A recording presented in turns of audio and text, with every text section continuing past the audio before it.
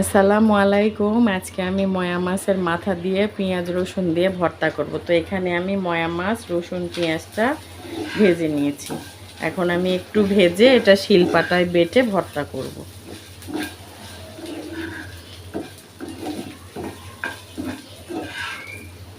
এটা আমি একটু ভাজা ভাজা করে নেব।